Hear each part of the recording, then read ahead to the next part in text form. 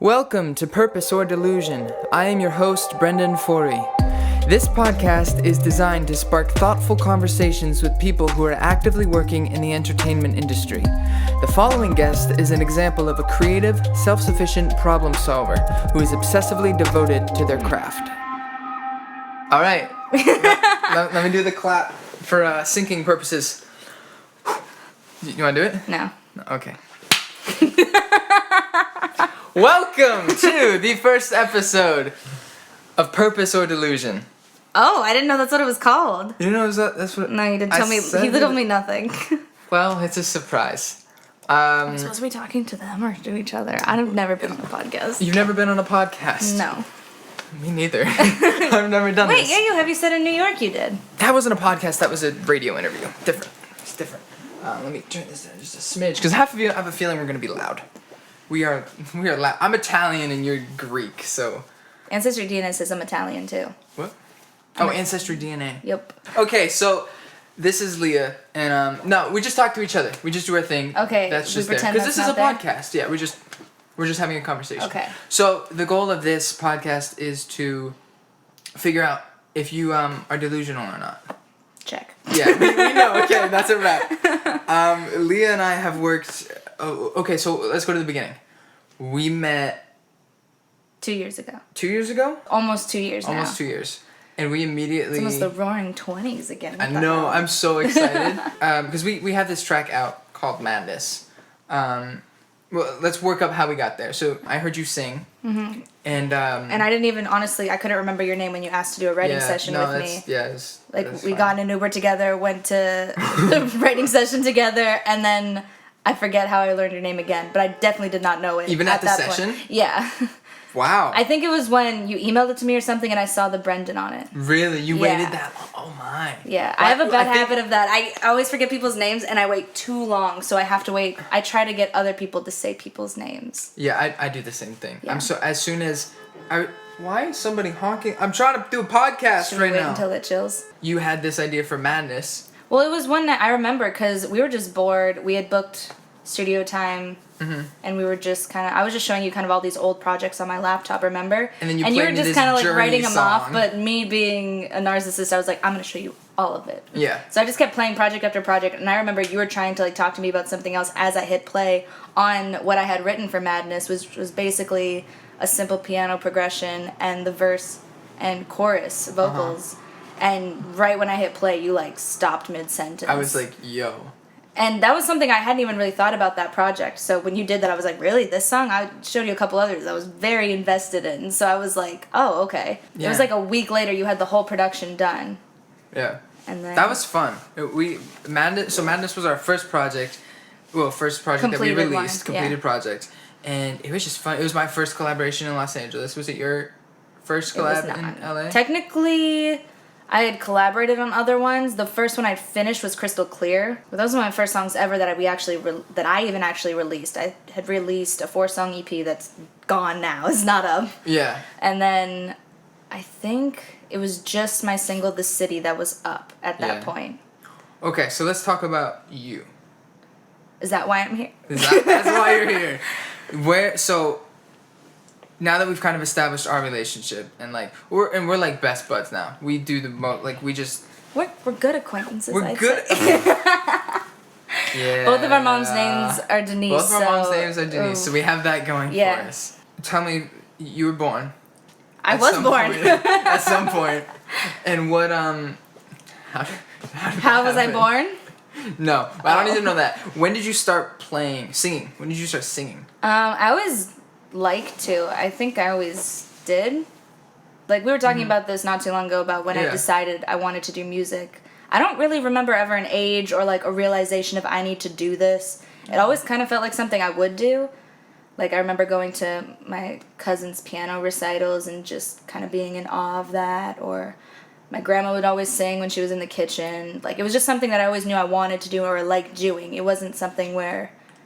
It wasn't probably till I started playing guitar or, like, really realizing that I could sing when I decided that it could be a future, but it was always something I knew I would do. Mm-hmm. I knew that'd be, like, what made up my life. Right. Was it songwriting as well?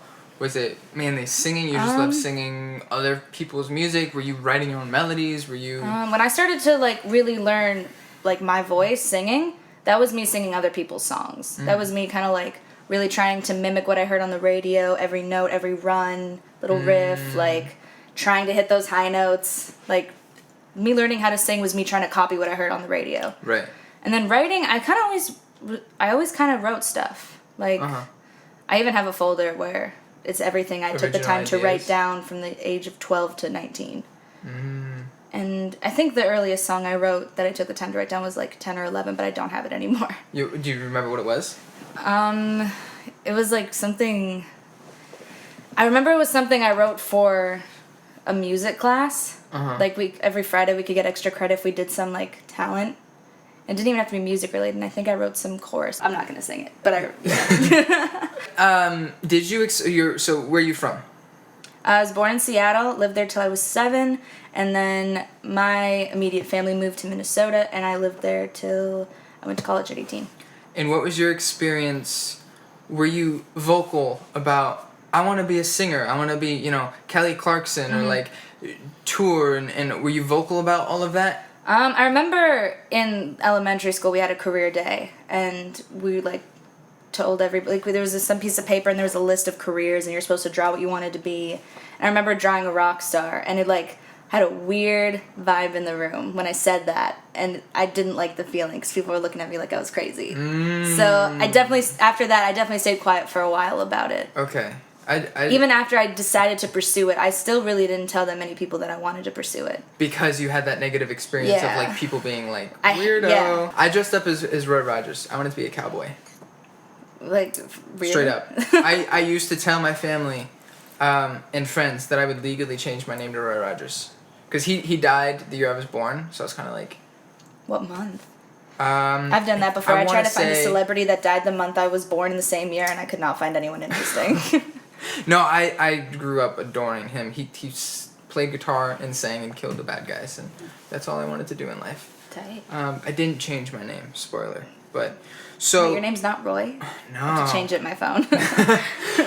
So you were like, okay, got quiet, decided I'm gonna move to Los Angeles and, like, make music. What was the next step? Well, I mean, in Minnesota, my one friend played guitar, and so I was like, I should... No, I was never in a band, but I just was like, oh yeah, I think I like guitar. I think that's cool. Yeah. And my parents got me Guitar Hero for Christmas, so I was like all into it. Yeah. But I didn't really stick with that too long because you're 7, your attention span's not there. Yeah, but when I was 13 again, that's when I really, like, got back into it. I played every day, like, every day. Yeah. Learning just popular songs, same thing. Yeah, just learning chords and just, like, again, when I learned to sing, just copying what I was hearing, trying to really make that. Like, even now, I don't really know theory that well, but I can hear it and I can recreate it. Yeah. So you moved to LA. How old were you? 19. 19. Yep. Same. Really? I didn't realize because you came out a year earlier than me. Well, it's because I'm a year older than you, that so makes that would sense. make sense. Math. Good job. So. That was here you an are. aggressive so, by the way. All my so's are aggressive. So. Have you ever watched my vlogs? It's always anyway or so. I watch some of them. Or I usually watch the, like, Instagram TV preview that goes on your main feed. And then you don't watch it past a minute? Sometimes if you cut off mid-sentence, I would click on it to finish the sentence. Just to finish the sentence? Those are, like, sometimes 10 minutes long. That's true. That's true. So you moved to Los Angeles. You're 19 years old. Mm-hmm. Was your family supportive? At that point, yeah. Because I went to college when I turned 18, just for a semester. Mm-hmm. And that was definitely an argument when I decided to not go back. And then I think when they saw how hard I was working that year, I moved home after that semester. Yeah. I lived with my parents for another year, and I had, like, 4 jobs that overlapped. And I was also working on my 4-song EP. It was an acoustic EP. So they got to see, like, you weren't just, like... and I didn't just, like, write it and record it myself and put it on SoundCloud. Like, my dad even helped me find a local recording art engineer, and he had his own studio. And I put, like, a few grand into that EP myself. Yeah. So I think that was when they were like, oh, she's serious. She's not gonna... And they were supportive before, but I think that was when they were like, oh, this is where she wants to put her energy. Yeah. Mm-hmm. Cool. So what is it, and what about friends? Like, what was... Because part of the most of the conversation about this is a lot of people in Los Angeles who are creative people, whether it's actors or musicians, or what have you. A lot of us have a similar story of like, people are like, what are you doing? The chances of you making it are so little. Like, I mean, I definitely crazy. saw that in people's faces, so I definitely didn't talk about it a lot. But my close group of friends, I mean, they supported in the sense that they could see that I loved it, and they thought it was cool. Whether or not they thought I could do it at that point in high school, I don't know. Yeah. I think I still saw in some of their faces that they were like, oh, that's insane. Like, that's not, you shouldn't be doing that. Right. And then, I don't know, kind of when I started being serious about it, like once I finished that EP and released it and then moved out here and they're seeing all the projects I do now, they're like, oh, she's serious, you know?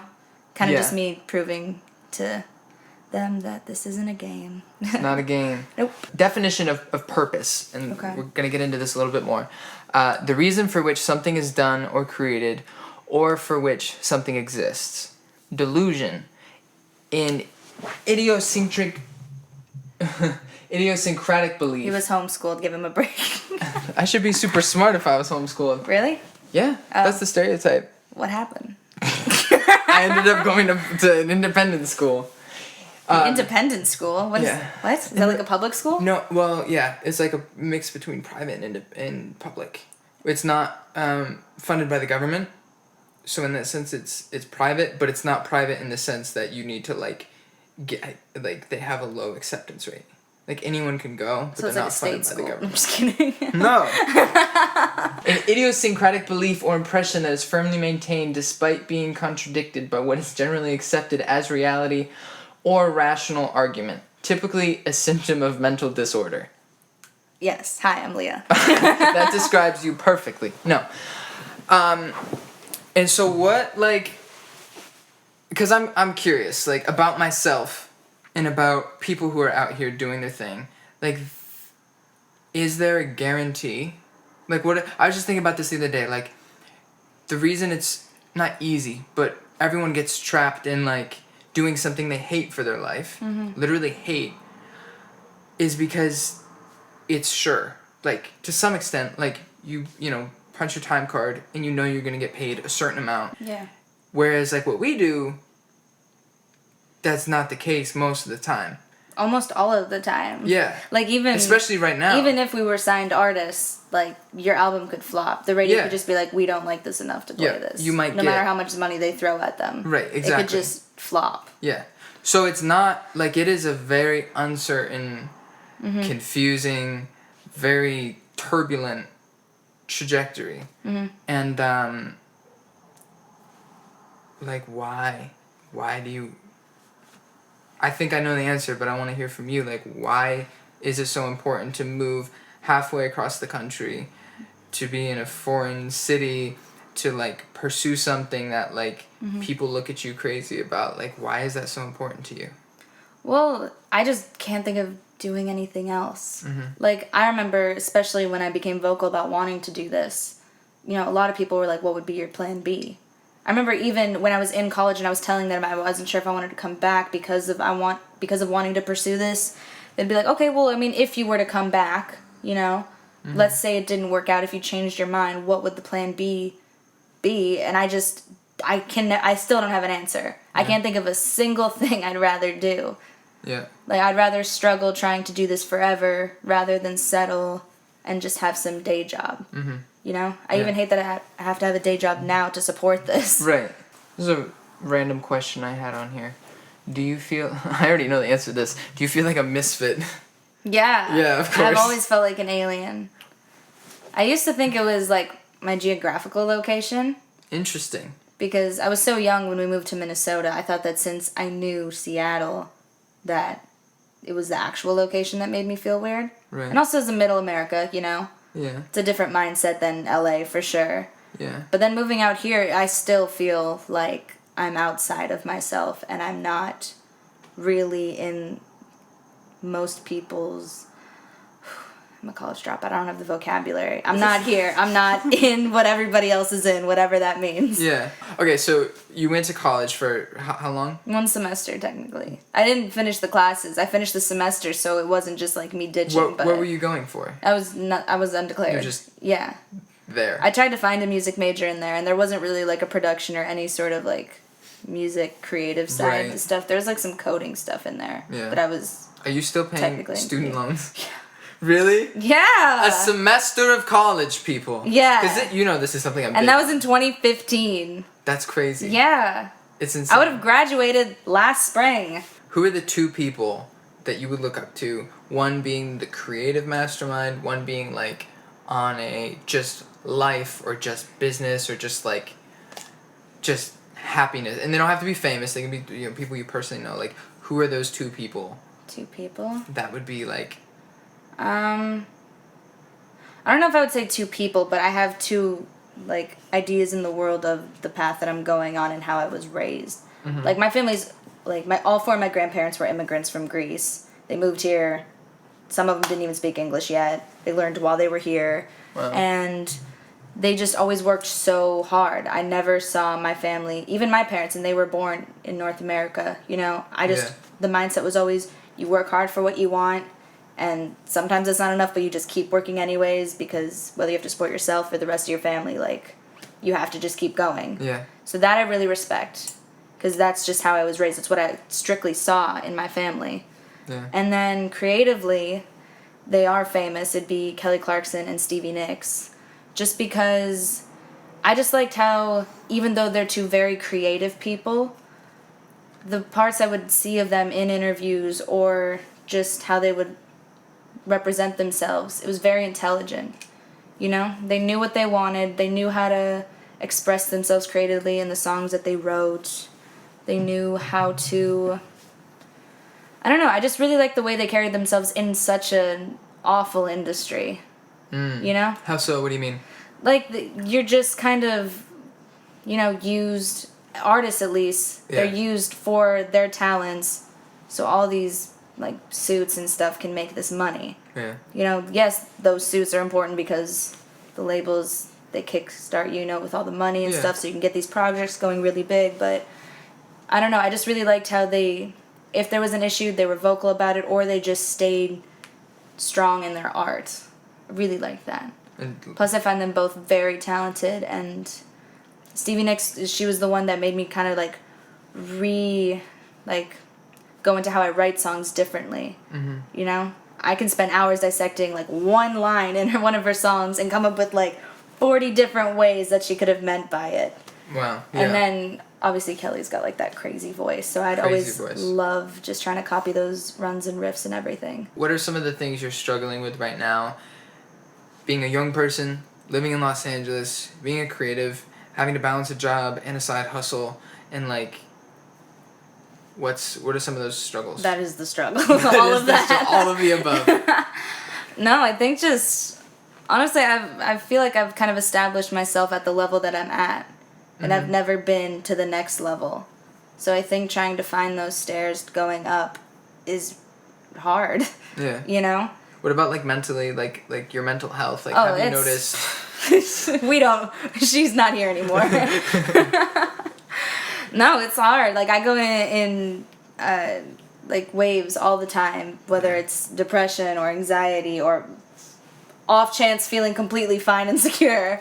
Yeah. But yeah, it's usually just a roller coaster. It's all over the place. I'll wake up and I'll feel, headed to my day job, and I'll just feel like, what am I doing? This isn't even worth it. Why am I even going to this day job? And then when I'm there, just all my anxiety kicks in or something because I can't work on it. And then I get home, and then maybe I start working on it and I feel fine then, but then the fact that I can't, kick out enough projects fast enough or at the quality that I want, the anxiety sets back in. I don't know. It's just kind of all over the place. How do you balance? Has there been things and steps that you've learned to either control that or to fix it, or have you just learned to just let the process take place? I mean, I think you kind of have to let the process just take place. You kind of just have to let your brain do whatever it's going to do because you can't control the chemicals that are being released in there. But I mean, just kind of realizing that you can't control everything helps. Taking a step back helps. Reevaluating what it is that you exactly want. Sometimes just like sobbing hysterically helps. Every now and again, you just kind of have to do it. You gotta let it all out. Yeah. Is there a goal? Is there a spot where you're like, I've made it? What is that? Or is it a continual climb that you know you're never gonna stop climbing? I hope I never make it. Cool. Because that means I'm good. I'm glad you said that. Yeah. I don't know. I've always felt like the idea of people when they hit their peak and then you hear of these singers or actors and it's like, oh, in this era of their movies, that was their strongest. I never want to hit my strongest. I want to just keep seeing what that next level is. Keep climbing those stairs. Does there come a point that you're like, I've put so much time and so much energy and I'm not seeing the results I wanted or I expected? That you're like... Well, I would never, at least up until this point in my life, past and present, I've never been somebody to where, oh, it's not working, I should call it quits. If anything, it's like, I can understand when something's not in my niche and I have to either work harder to like figure it out or realize that I need to move on from it, but I would never just end it. So I don't feel like any project or life goal that I go into, I don't think it would ever be, oh, it's not working out, let's call it quits. You know? Yeah. I think if anything, if I feel like I've made it, that's when I would be okay to move on. Are you happy? Yeah. I mean, not all day, every day, but I'm happy that I keep working towards what I want even when I'm not happy with what things are. And what about Los Angeles? How is your experience? You've been here 3... I've completed 3 years in January, yeah. Because LA is a tough city.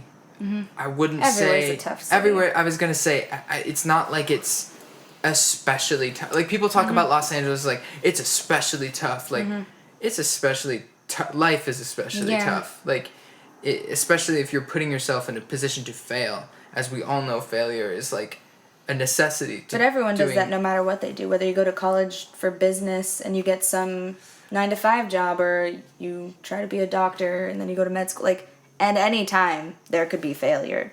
Just because we're in an industry where it's like strictly creative. But I just mean people who push themselves outside of their comfort zones and accept failure. Like, so everywhere, you chose Los Angeles because it's a hub for entertainment? I don't know, it just felt right? Like the move. I usually trust my gut feeling. Anytime I haven't trusted my gut feeling, that's when I regret things. How do you know it's your gut? It doesn't shut up. It just keeps telling you. Like, it's like, this is what you need to do. And anytime you, like, stray away from it, your body, at least mine, it, like, physically reacts. Like, I will get sick if I ignore my gut feeling. Okay. Like, I feel not good if I'm ignoring what I, like, feel pulled towards. Right. What would be some advice to someone who is living in a state like Minnesota, who's had those weird looks of, you're a crazy person, they want to move to New York, they want to move to Los Angeles, they want to move, to some place in the middle of nowhere and just write a book. What would be your advice to, like, them as far as, not in, like, the cliche sense, like, always follow your dreams, but, like, what would be some practical steps of, like, whether it's self-awareness or discipline or what would be your conversation there? Well, I mean, if it's the only thing you can think about, that's your answer. And if you're kind of debating, like, toying around the idea, I just heard this, actually. I forget who said it, so I'm probably stealing someone's idea right now. I didn't. I just can't remember their name.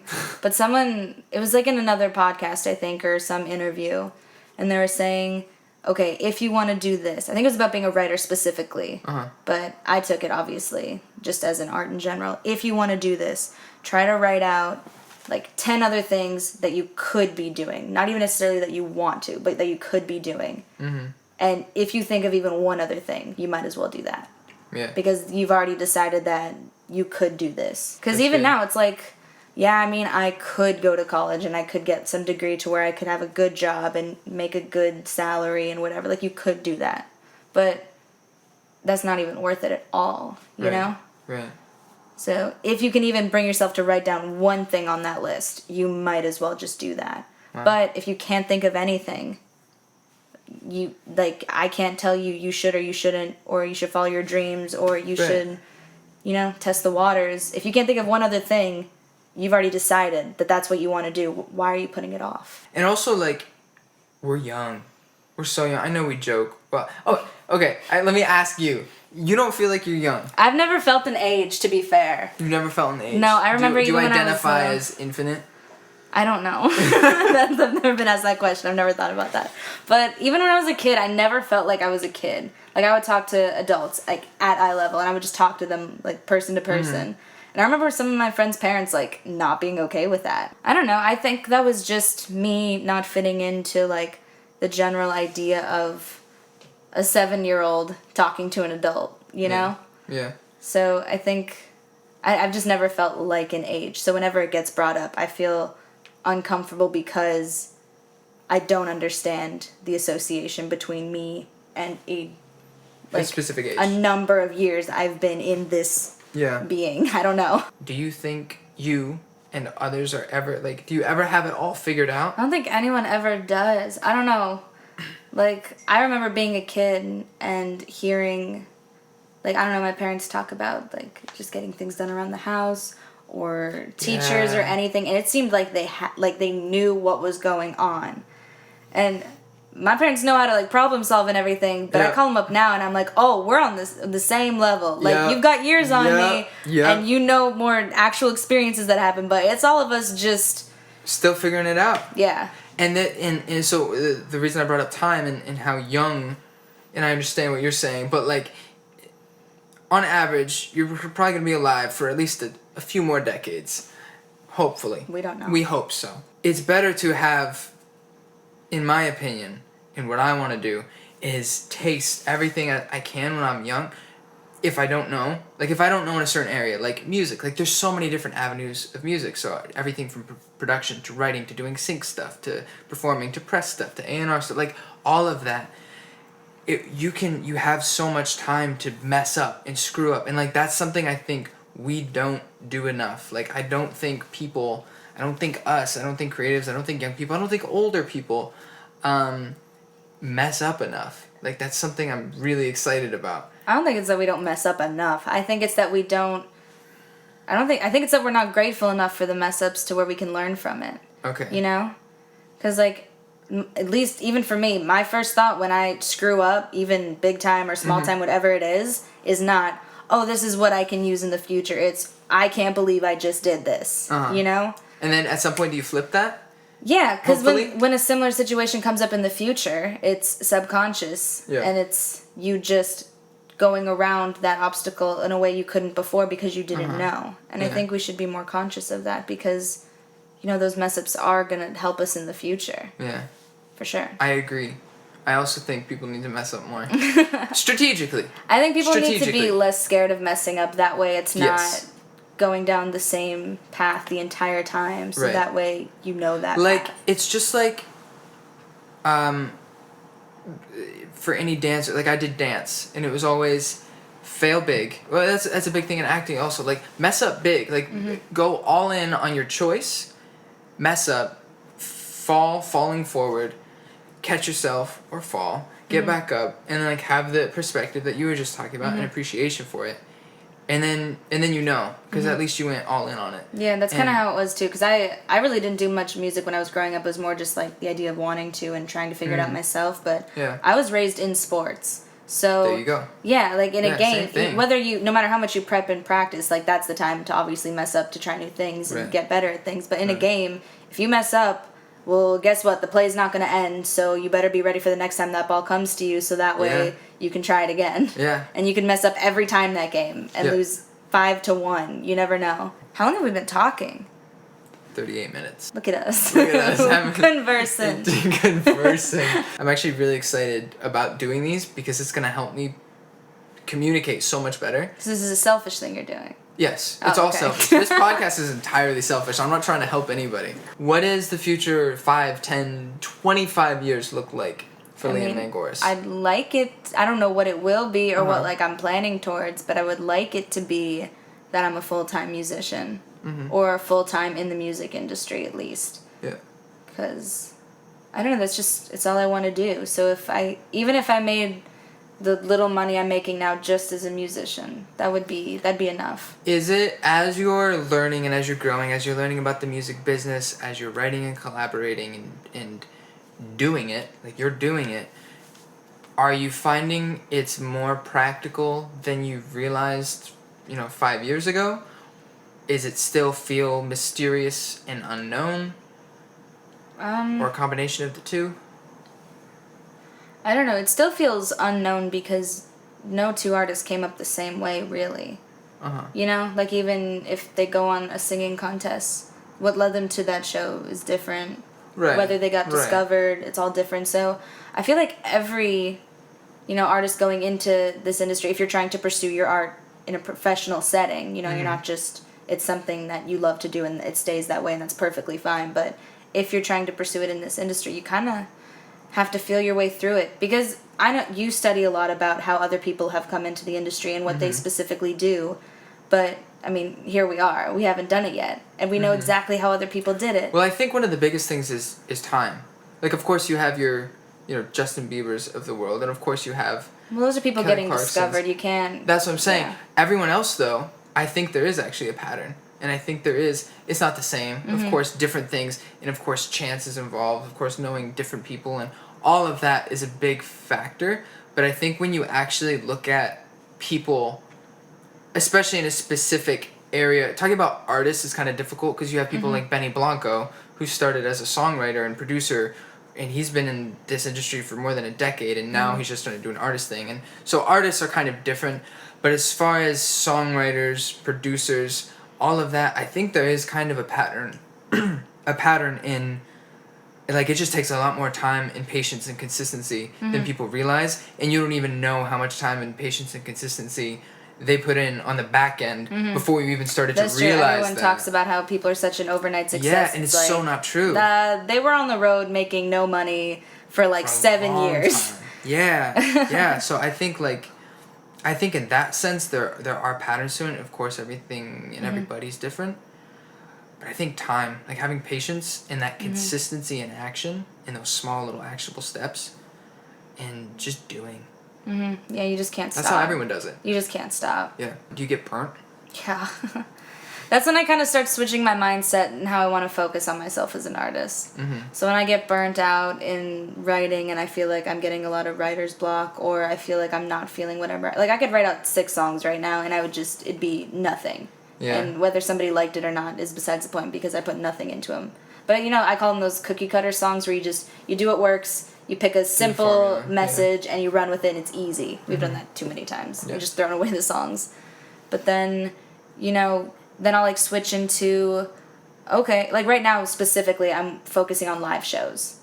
Okay. So I'm focusing on with the really talented musicians who are backing me right now, and just making sure that we can put on a show that brings people to the shows consistently. We've only done a few of them so far, but it's really performing is what I care most about. Okay. It's what I would give up songwriting, I would give up, owning my own company, I would give up all that stuff, or the possibility of those things, to just perform. Why?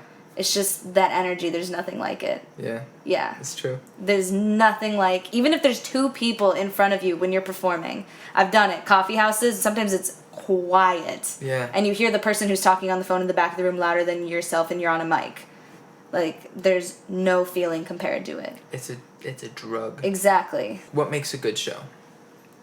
In your opinion, and how are you implementing? It's a combination. Things? Like, it's making sure that you have, the talent and the capability of what you're putting out there. Sometimes you have to change it. Like, I've definitely changed the keys of my songs, up and down randomly. And then just making sure that you care enough. Like, you could be the best guitarist in the world, but if you stand there and don't move and you show no emotion, no one's really going to vibe with it. Yeah. Yeah. So just making sure that you just kind of believe yourself. Like, you believe what you're doing. Yeah. Yeah. Because the best shows aren't necessarily, like, the greatest singers or the most talented people musically. So, a lot of times they are. Yeah. But... You gotta 100% feel that before anyone else is gonna feel it. And that can be hard. Yeah, so I think the most important thing in a show is just the energy, and that comes into believing that you're talented, believing that you're supposed to be there, believing that the people want to hear you, and that you want to feel the people's energy back. You know? As someone being interviewed, what would you like to kind of round it out with? Like, a lot of times people do, like, who would you like to thank? Or, like, no, I'm not saying that's bad, but, like, or what's your advice? Ooh, what if you did, like, I get to choose a question that you ask the next person? Ooh. Yeah. I like that. You can't know who the next guest is going to be. Okay. What would be a question for the next guest on the show? I would ask, what was the first step they took in pursuing what they wanted to do? Amazing. Well, thank you for coming. Thank you for having me. Thank you for eating pizza with me. Oh my gosh. And making me a milkshake. Is there any more pizza left? I think so. Oh my god. Is there? I don't know. I had 2 pieces. Did you have the last piece? I had 2 pieces. Oh, there's no pizza left. Dang it! Well, real quick, do you want to plug anything you want to plug? Where can people find your music? How can people get a hold of you? I guess my Instagram is at Lia Greca, Liagreca. Spotify's Lia Mangouras. You can figure out how to spell my last name in the title of this podcast. There you go. All right, well, thank you for coming on, and we'll see you next time. All right. Or something. Or something. I don't know. Bye! I hope you enjoyed this episode of Purpose or Delusion. Don't forget to subscribe so you don't miss any future episodes, and also be sure to check out the previous episodes you may have missed. Thank you for listening. We'll be back next week.